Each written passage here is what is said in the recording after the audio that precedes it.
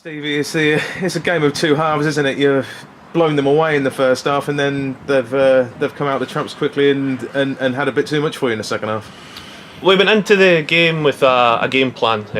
We knew that they had a lot of pace up top, and we nullified that in the first half with a good back line and the goalkeeper's starting position, and we were well on top of the game, and we had a game plan when we won it back with what we wanted to do with the ball. And first half it was excellent. You know, we can't absolutely no faults at all. They couldn't get in the game. We were on top of it. We got a couple of goals, and we could even have had another one. And then second half we just didn't stick to the game plan.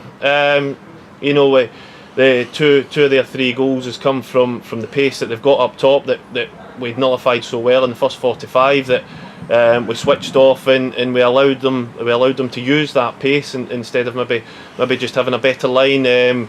With the wind as well, we've not managed the wind well, and we've got caught out a couple of times with the pace, and that's ultimately what's killed us. Obviously devastating to, you know, because you know you were so much in control. It didn't really look like that was coming from anywhere, did it? That must be the annoying thing from your point of view. Like you say, the plan had been executed almost to perfection in the first half.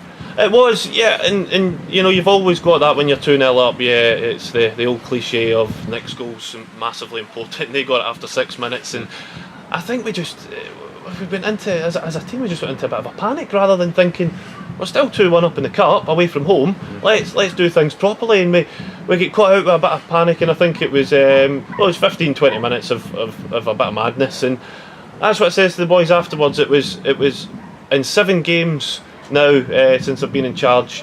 It was just 20 minutes of a kind of head loss.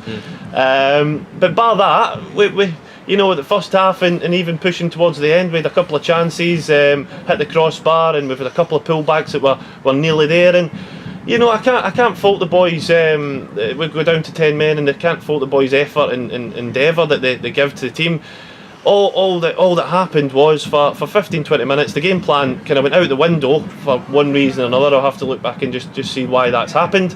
And when we allowed them in the game, they showed their bit of class. Mention for Jordan Crawford, because I thought if anything was going to happen for you today, it seemed to work through him right from the start, right from the moment he's popped that one into the top corner. He was good for you today, I thought. Yeah, Jordan. I mean, Jordan gives you bags of energy, and he gives you that bit of quality as well.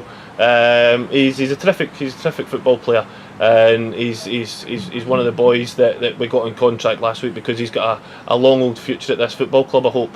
And you know, he gives you that coming in the shots. I think he scored 2 or 3 of them this season now, and that was part of our game plan. You know, get Ben Diamond and Jordan Crawford on the ball and get them down. And like I said, first half that worked really well, and even the offensive game plan with getting them on the ball didn't happen as much as I'd like in the second half. You know, maybe we didn't anticipate the wind being as strong as it was. Like, it was kind of hurling down into that corner there, and instead of kind of looking after the ball and managing it better into the wider areas, we were trying to play it, over hit it, and their centre half set it up a wee bit. But yeah, overall, if I take a step back, you know, there's a lot of pleasing things there. The thing that's really disappointed me is that 20-25 minutes when the game plan went to pot.